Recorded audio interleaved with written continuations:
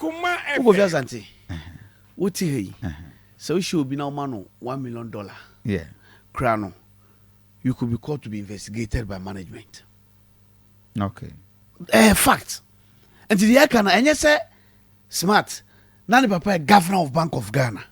And I saw from Operi. Na new back madam fu. Na second so. Omufi o capital Elisa Veno. Nani fear one no what. If it Charles Bonsu ya we Ukraine, you call a tourism board and a Mahamai. I know him very well. But enya no na yeka. Enya no na yeka o. O man no mra wom. And I would chichire. Enya me na me eye mra no. Emra no say we a government worker. Yeah. Abanduma yeni ye tua woka. And for that matter, from our parish, she's a government worker. Of course. Smart, what you know? Well, checking you. So I got to be $2 million. Uskunu has every right to call for your investigation. That is it. When I idea I say, Obi a phone will be tight and a bra will be a bo. A brother they send a bra bobby. Who got to be $1 million? You measure your salary near her gift man. Exactly. That is the point I am driving at. Auntie Fremont only mean 50,000. It is not. President pay. President pay and do 50,000. What are you talking? 25,000 or no? Since I come to Mukrana, so you pay 40,000. Yeah, 40,000. About 40 and 50,000. And a vice president, you see you see. We are ready. Coco Bob. How much you pay president? Because what I say.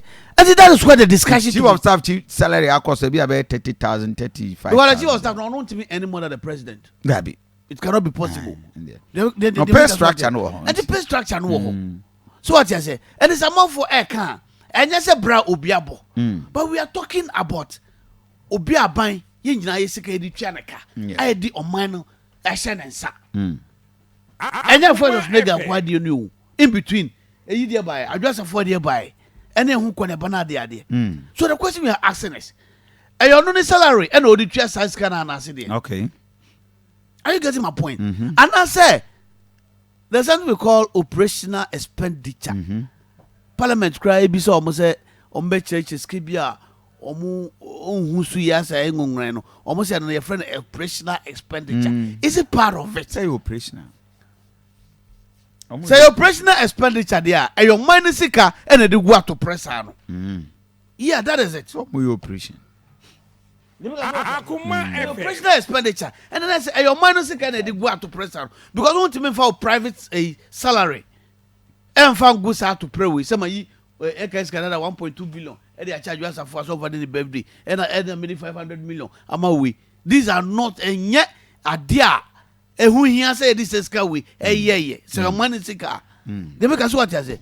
Kofi, and the ratio national service for 3 months into your muka. Napko. I feel no. But that is a fact. And 50,000. You see, was how much you say? And 500 and right in my office. Wow. And right in my office, some people did calculations. Says 50,000 national service was saying. You see, we do objective analysis of issues. Yes. Near penny, say be best single the woman out. Yes. Because you invested the entire operational expenditure. Yes. That time we take the woman out. The woman out of it. Oh, but when we no, she cannot be taken out. She's the cause of it. Why are you taking her out? You don't call you can investigate. She's the first person to be called. She's a star witness. She's the chief of staff. Yeah. And then she cannot be taken out. Whatever it is, say, your investigation, and your investigation, and go see a gap. She's a star witness. And it's an investigation. She must be the first person to be investigated.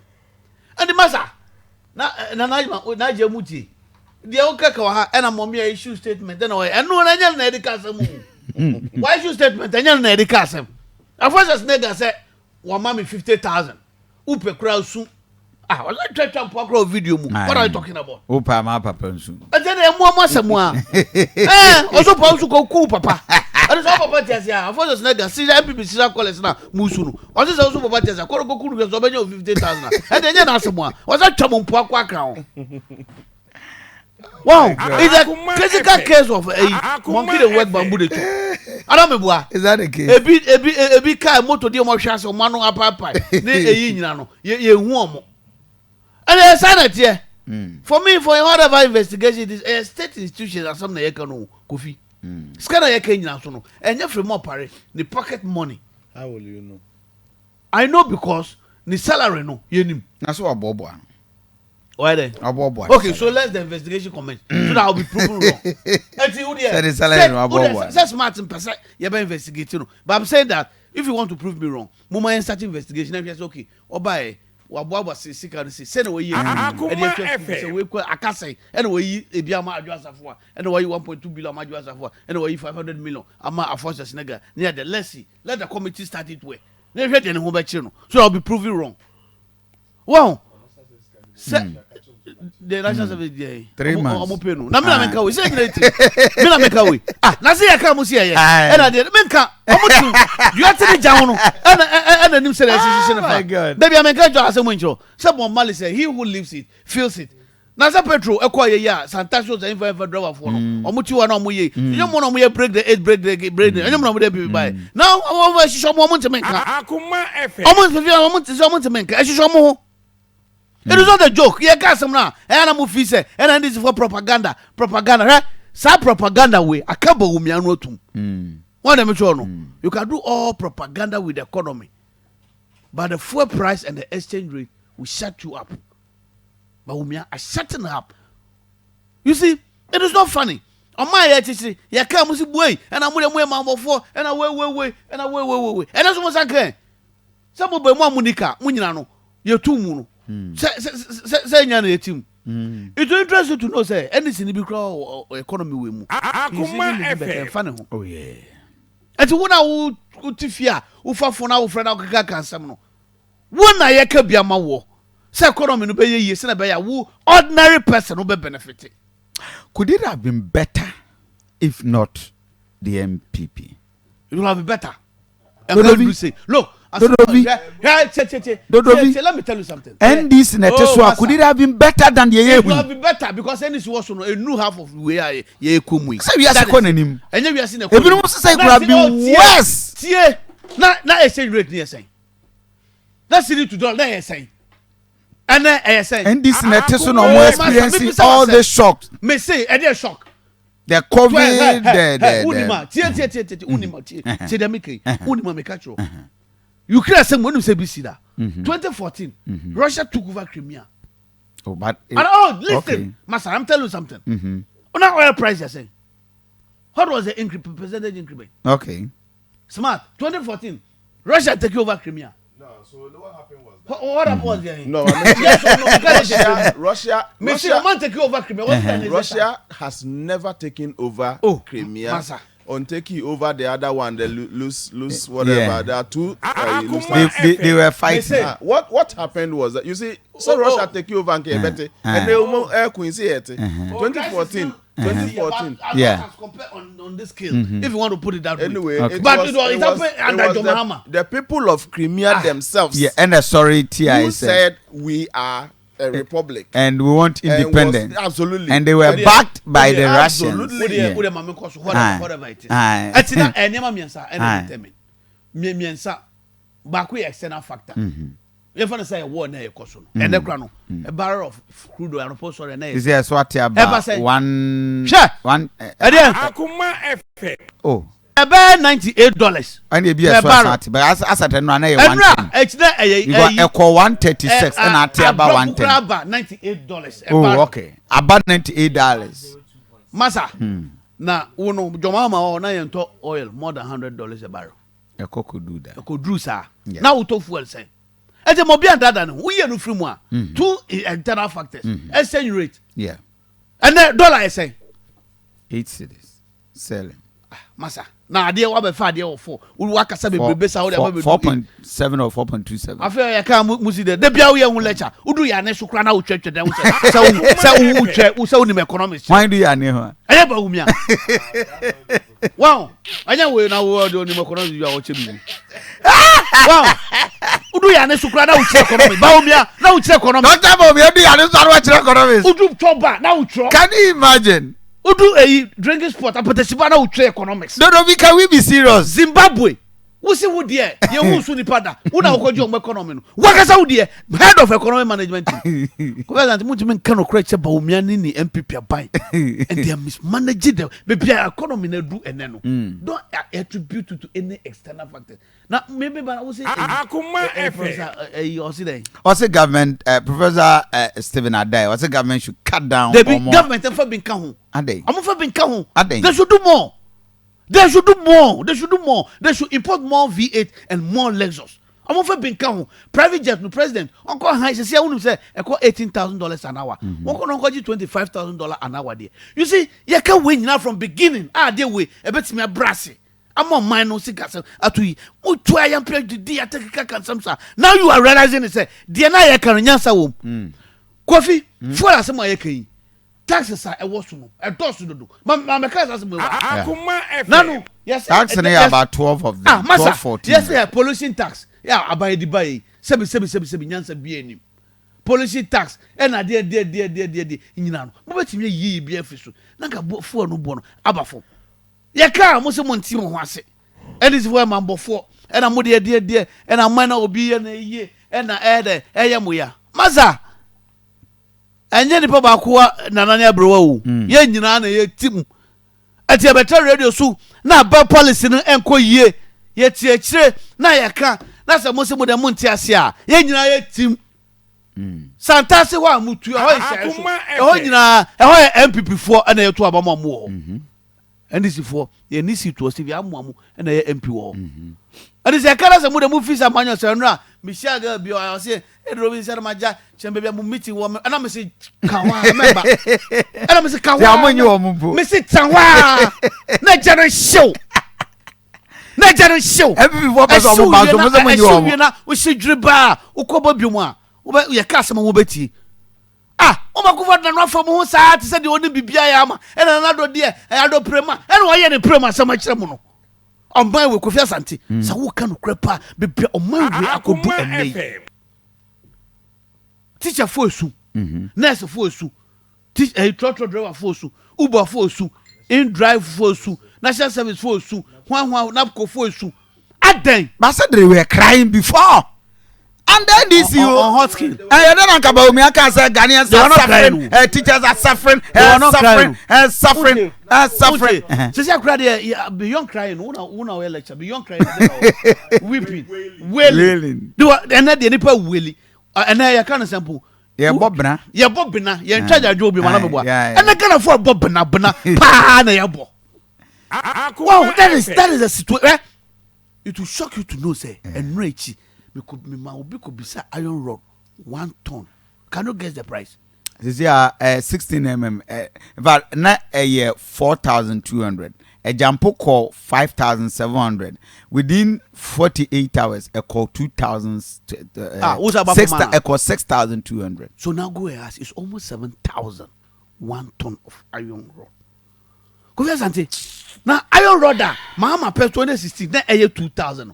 After there, economic management in here. Eti any 1 2 3 1. Ade 4. Na eko 7 na. Nim se bia me kan 1. Ada we use oko Harvard and oko Yale. Keno for that oko Yale na the chanko. And use oko Yale and someone say 1 2 3 so. And also here A. The system is tight. People are choked. Terrible. You see, it is no more funny no. You cannot move fees and this is what the a man of mu wojo mu nyina no. Who difference they've seen it increment a bro planting for food and job me call a room baby agrochemical for no Kofi Asante unimni bo small size enya kesi o medium is it small or medium medium size unimni bo almost 400 Ghana a bro a bayankasa policy and I call market the price list by a Walker, mama me price list of na price list then obi ato ade o ma wemu then is no kra to ade price list na nya hwe masa obi anim Ghana ha ene obi a Francis smart nim Francis DODOVI me das mama wie na je o ti hoyi wonim ene start ade to ade na wo ton no 9 cedi 8 cedi ene e ko 22 cedis masa what is this Yeah, cause what was it boy? And then agrochemical container no more and then in 2 days and your man was said yes onion oil no oil now oil near 400 cities in 2 days 4 million in 2 days a cocoa did 420 just in 2 days 20 cities back in 2 days flour now 285 flour there yeah, it's some. In 2 weeks, about be 300. At the 15 cities. Butter. As what I say, a costro. Butter, 334. And they just 6 pesos per account. And more local rice near 3 cities per cup. That is. Okay, as a 3 cities per cup. Normal 5 kilo. And 5 kilos, yeah, 65. It be a 75. Gary alone can 35. Gary alone can 35. Break here. Masa manaka ya sami kwe. Jaja we no bia koju. Obi akoju. We yentia brofo. Yentia brofo. Tia abrofo.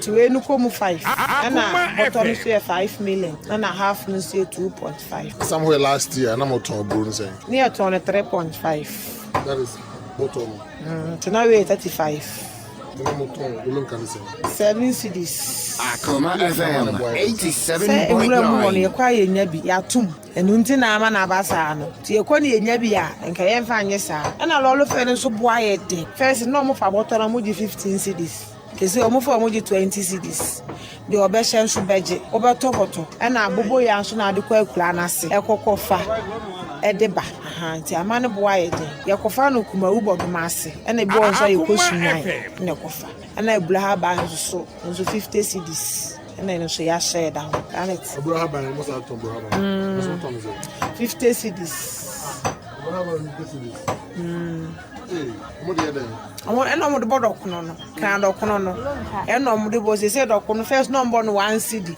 15 and then so mo 2 cds ni 3 cds nti ama bibia akosoro sanity ti anema boa yede e frame Deborah meto bro wa nwura dwom se nema na akosoro ama Akoma FM 87.9 entime mfa kakra bi na atime de ba nti esre aban ne akuafo no se omonwo omonsam kakala se ye ne ye ba efra prade ne ba na ye lolo fe 2 cd 50 pesos se ye se efre chine ko 3 cds na ye ba se na de no se beton ebeyi enua na ye de to roba ubeyi efre mu husunso a esote o de fefesi wo yi mo bo oba okoto nzi oso kwa ya akwele nti ji se husunso a esote unya ne se de tia they say de nema nya be DODOVI wrap up yo we dey say obi ensi trodo matua ananye se na ka no DODOVI me misa we dey na obi sami enti say NDC ba Akoma FM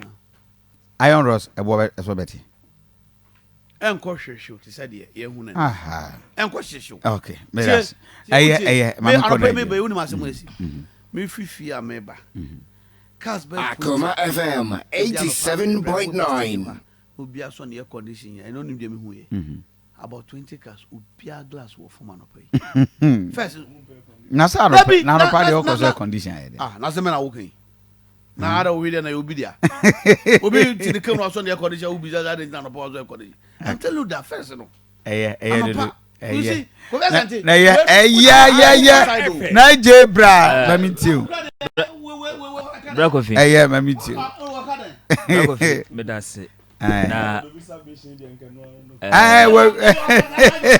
question na they work kan no mami Brakofi yes the me bra DODOVI etina